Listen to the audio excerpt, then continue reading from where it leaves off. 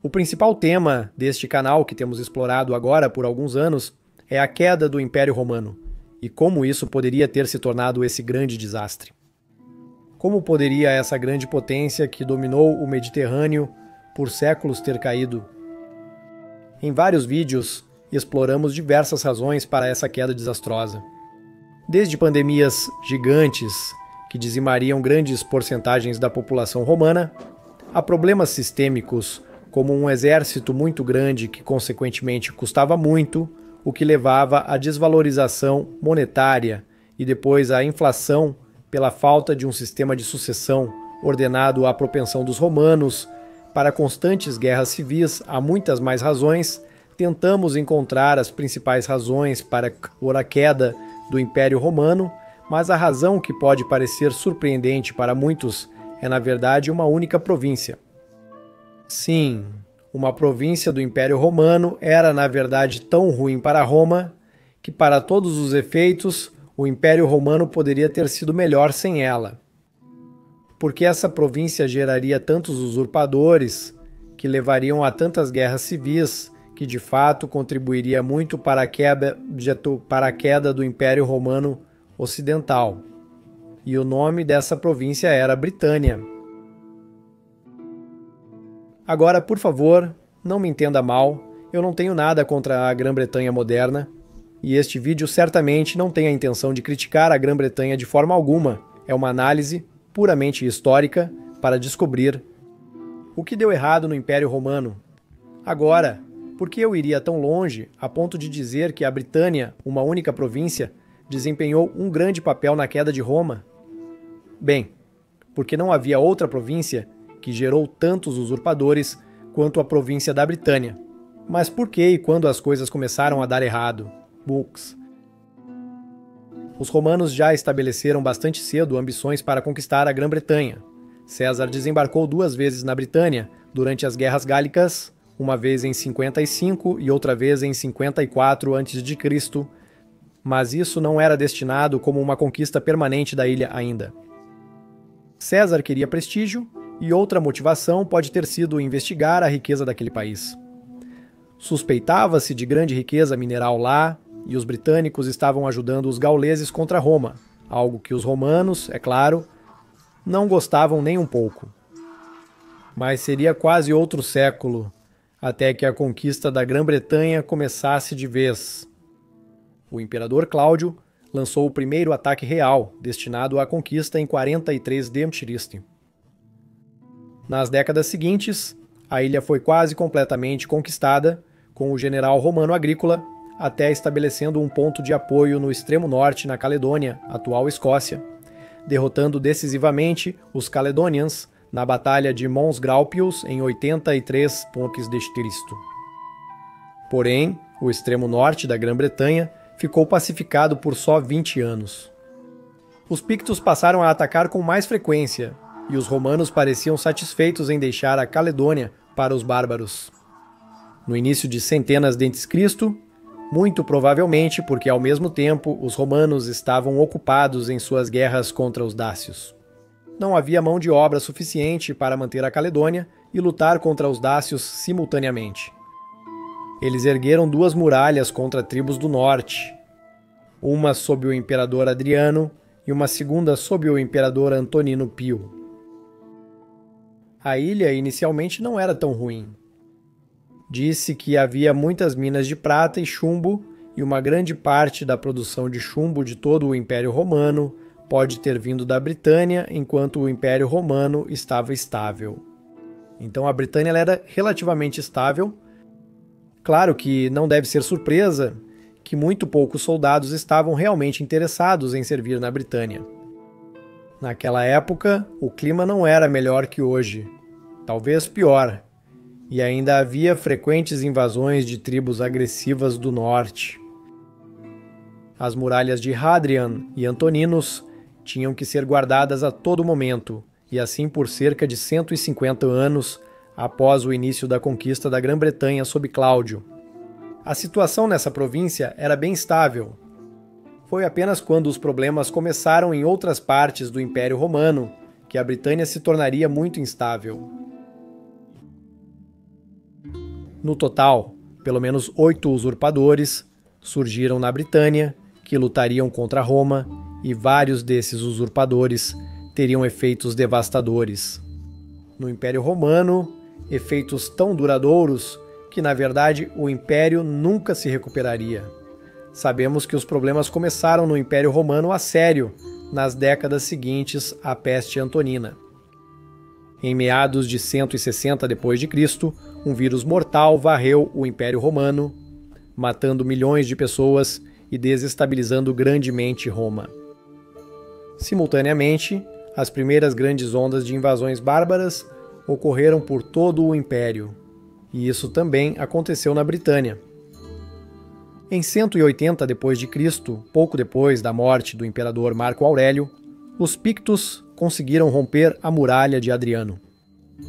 As tropas, claro, não estavam constantemente felizes na Britânia. Como mencionado antes, era longe de Roma, frio e chuvoso, e a invasão dos Pictos por cima não era nada divertida. Eles proclamaram Priscus como imperador. No entanto, Priscus recusou, e assim a rebelião rapidamente se desfez. Além disso, Cômodos enviou tropas, e assim a rebelião acabou antes mesmo de começar. Mas essa primeira tentativa de levante britânico, em 180 d.C., foi um sinal do que estava por vir. Seriam apenas 15 anos até que a próxima rebelião começasse. Clodius Albinus, governador da Britânia, tornou-se co-imperador com Septimius Severus, após o caótico ano dos 5 imperadores, em 193 d.C. Em 195 d.C., desconfiando de Severus, Albinus se declarou imperador de todo o império, com as 3 legiões da Britânia. Ele foi para a Gália, ganhou apoio, mas perdeu para Septimius Severus na Batalha de Lugdunum em 997 d.C. Albinus foi morto e suas forças dispersas.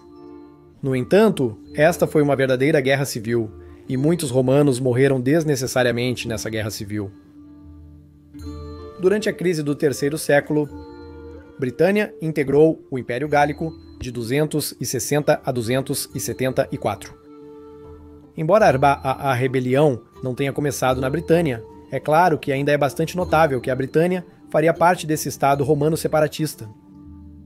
Após o imperador Aureliano restaurar o mundo romano entre 270 e 275 d.C., logo surgiriam novos usurpadores na Britânia. Marcus Aurelius Carausius, um comandante naval menapiano, se rebelou em 286 d.C. após ser acusado de embolsar o saque dos piratas enquanto patrulhava o canal entre Gália e Britânia. Ao ouvir, o imperador Maximiano ordenou sua execução, mas Carausius tomou Britânia e partes da Gália, em 286 d.C., formando outro estado separatista. Carausius cunhou moedas como imperador, formou uma frota e repeliu invasões de tribos inimigas. Seu governo estabilizou a Britânia até que seu tesoureiro Alectus o assassinou em 293 d.C. Após assassinar Carausius, Alectus declarou-se imperador, controlando a Britânia e a Gália do Norte. Seu governo era fraco, dependente da frota e das legiões de Carausius. Em 296 d.C., Constantius Chlorus lançou uma invasão de 2 frentes, derrotando as forças de Alectus na Britânia. Alectus foi morto em batalha, provavelmente perto da atual Silchester, encerrando a revolta corosiana. Na Britânia, Constantino foi proclamado imperador em 306 d.C. Agora, tecnicamente, Constantino era uma espécie de semi-usurpador, então ele também deveria ser mencionado, porque o imperador Galério, que naquela época era o imperador sênior da tetrarquia, era contra Constantino, mas para evitar uma guerra civil, relutantemente o fez imperador júnior ou César. Então o destino do mundo foi decidido na Britânia, porque todos nós sabemos quais seriam as consequências de longo alcance do imperador Constantino. Agora seria um tempo surpreendentemente longo onde nenhum usurpador conhecido seria gerado na Britânia, deveria ser o ano de 383 d.C. Então, quando o usurpador de maior alcance emergiria dessa província, um general nascido na Espanha, chamado Magnus Maximus, e este usurpador realmente mudaria o destino do mundo. Mas, mesmo antes de Magnus Maximus, eventos aconteceriam que tornariam a Britânia ainda menos atraente para qualquer um que servisse lá. Entre 367 e 368, Pictos, escotos e saxões invadiram a Britânia romana em um grande ataque coordenado. Este grande desastre, no qual a Britânia quase caiu, é conhecido como a Grande Conspiração.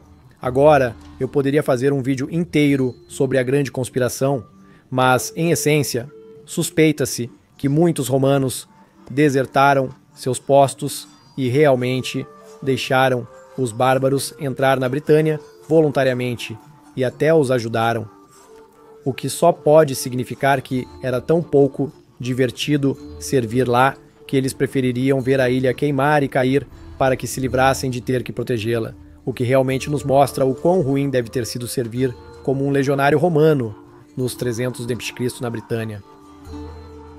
Agora era Teodósio, o velho, pai do posterior imperador Teodósio, que restaurou a ordem em 368, expulsando os invasores. Mas a Britânia nunca se recuperaria desse golpe. Após esses eventos, a província ficaria ainda mais instável que antes. Diversas cidades foram saqueadas, o campo devastado e muitos nobres fugiram da ilha.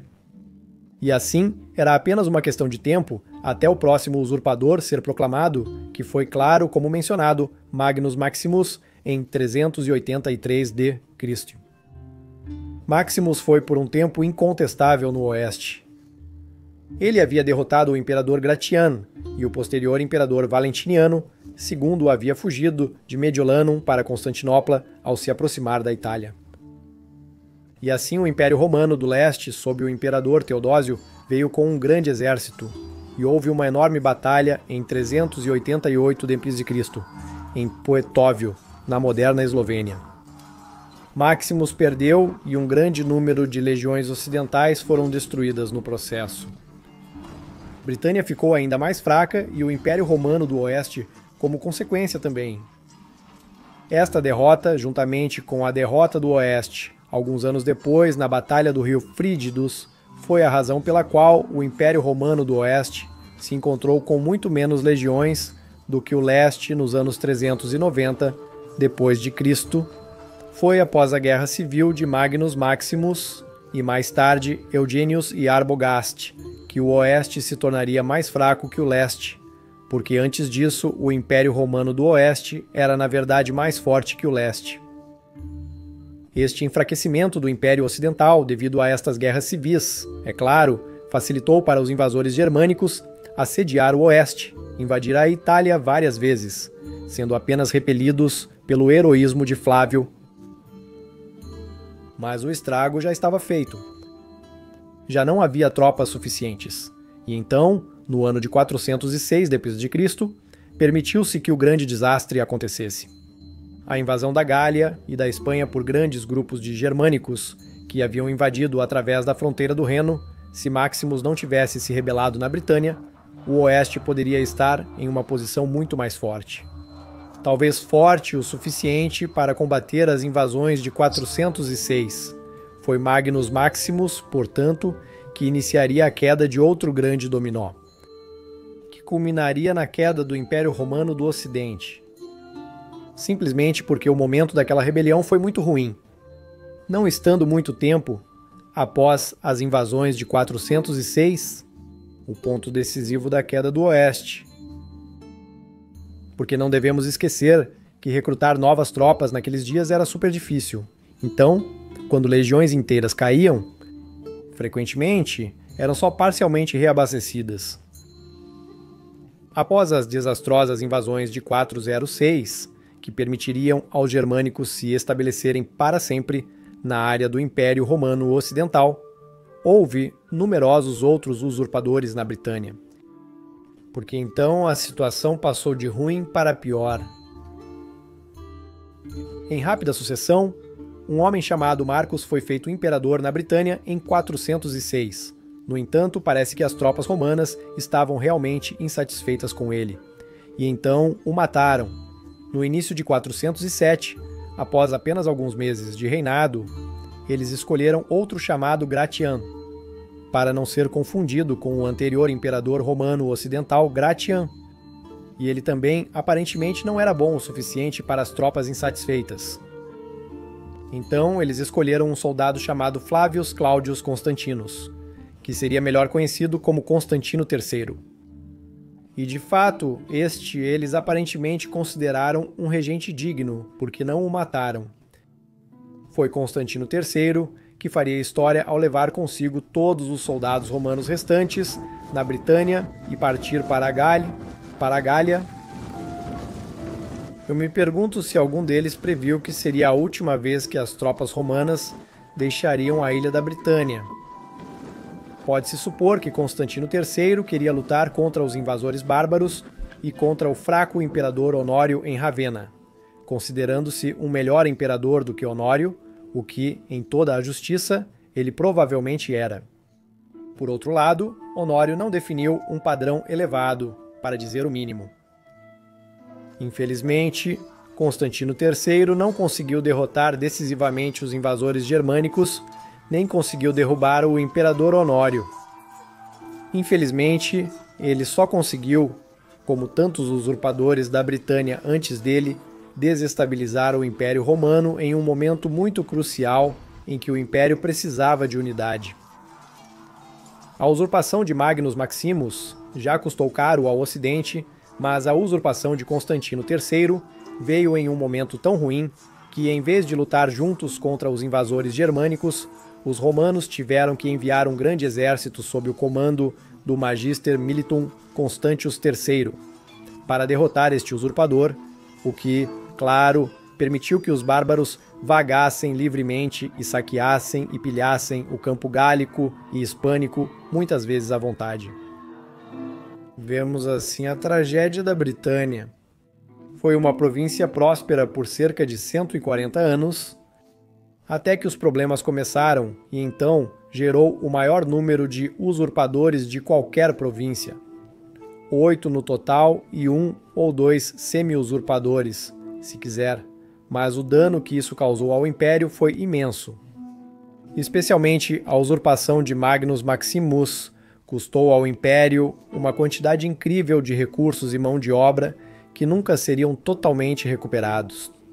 No Oeste, o último prego no caixão foi Constantino III. Podemos dizer assim que a Britânia contribuiu significativamente para enfraquecer o Império Romano Ocidental em um período crucial e, por mais estranho que pareça, pode ser adicionada como uma razão adicional, porque o Império Romano Ocidental caiu. Se você gostou deste vídeo, considere apoiar este canal via Patreon ou através da associação ao YouTube, porque é o seu apoio que torna este canal possível. Vocês teriam minha profunda gratidão, e agradeço a todos que apoiam Maiorianos. São incríveis. Se quiser saber mais sobre a Britânia, após a saída dos romanos, assista ao vídeo no canto superior direito. Se quiser saber mais sobre os reinos pós-romanos da Grã-Bretanha, assista ao vídeo no canto inferior direito. Eu agradeço novamente a todos os amigos da história romana, Gratia Stipiago e Beni Valete.